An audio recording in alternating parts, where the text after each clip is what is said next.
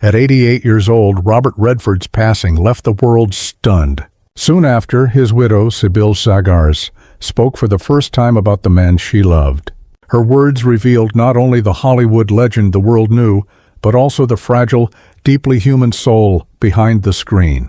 She painted a portrait of Redford's final days and opened the door to truths about his life that had remained hidden for decades.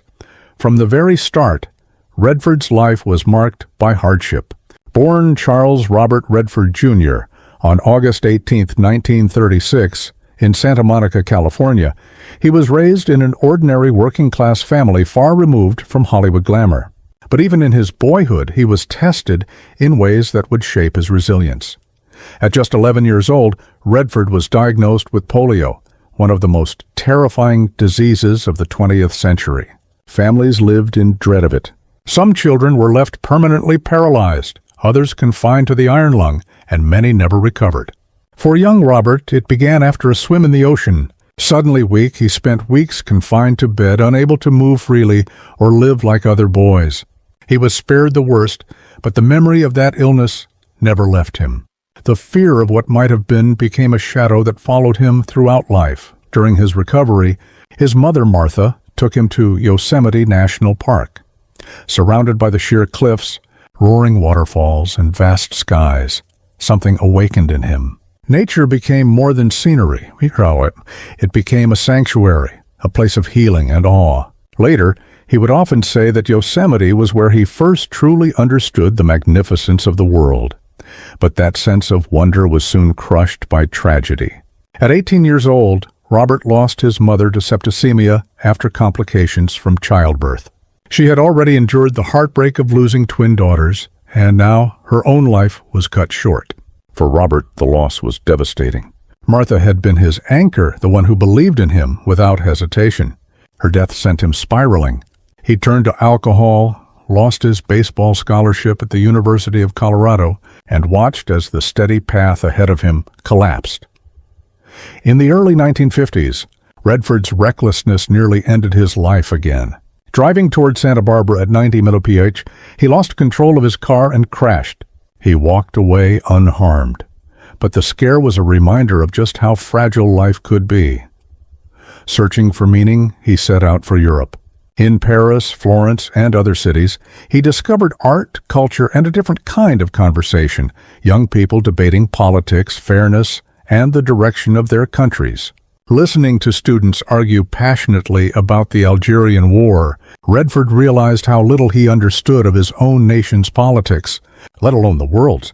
Embarrassed, but also awakened, he began reading voraciously across the political spectrum. For the first time, politics was no longer dull. It was alive, urgent, and deeply human.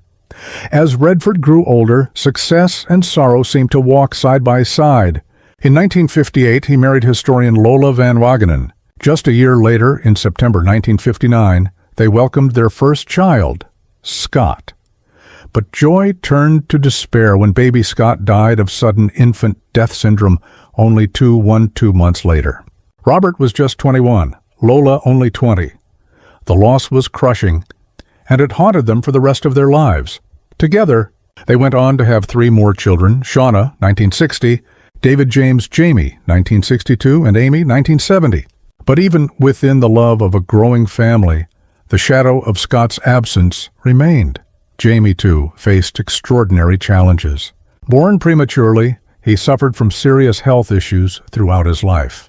In 1993, he endured 2 liver transplants, yet turned his struggle into purpose. He founded the James Redford Institute for Transplant Awareness, made documentaries, and became a passionate advocate for the environment. But in October 2020, tragedy struck once more. Jamie died of cancer at just 58 years old. Losing 2 sons across a lifetime left wounds in Redford's heart that never fully healed. He often said grief never really leaves. It lingers in quiet moments, in memories, in the way you see the world. Robert and Lola's marriage lasted nearly 28 years, but the pressures of fame, relentless work, and personal struggles strained their bond. In 1985, they divorced, though they remained devoted co-parents and always spoke with respect for one another. In the years that followed, Redford's love life was a patchwork of fleeting romances. He was linked to Brazilian actress Sonia Braga, Swedish actress Lena Olin, and costume designer Kathy O'Rear. But none of those relationships endured. Then, in 1996, everything changed. At his Sundance Mountain Resort, Redford met Sibylle Sagers, a German-born artist and environmental activist. Unlike others, Sibylle wasn't dazzled by his stardom. In fact, she had barely seen his films. She saw Robert not as a movie icon, but as a man. Their love grew quietly, in walks through nature, in late-night conversations, in their shared passion for art and the environment. In 2009, after more than a decade together, they married in Hamburg, Germany. Their union wasn't built on Hollywood glamour, but on companionship and shared purpose. Together, they launched The Way of the Rain in 2015, an organization blending art and environmental awareness. Robert often called Sibylle his renewal.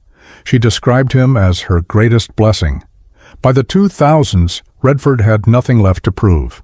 He became selective, choosing roles that carried meaning rather than chasing box office numbers. He appeared in The Legend of Bagger Vance, 2000, directed Lions for Lambs, 2007, with Tom Cruise and Meryl Streep, and revisited history in The Conspirator, 2011. 2013, he stunned audiences with All Is Lost, playing a lone sailor adrift at sea. With almost no dialogue, he carried the film through pure emotion and expression. At 77 years old, he proved he could still hold the screen with intensity few actors could match. But even legends cannot outrun time. On September 16, 2025, Robert Redford died peacefully in his sleep at his beloved home in Sundance, Utah. He was 89 years old. Surrounded by the mountains he had cherished for decades, the same landscape where he built the Sundance Institute in 1978, he said his final goodbye. The world mourned.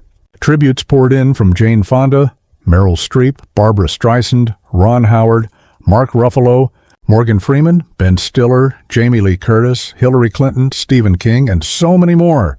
Variety remembered him as the father of independent film.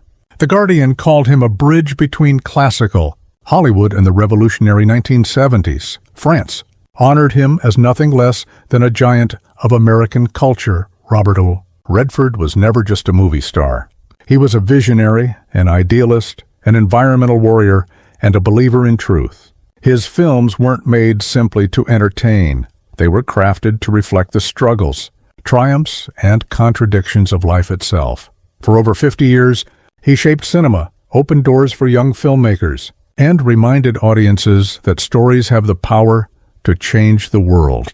His passing may have closed one chapter, but his influence will never fade.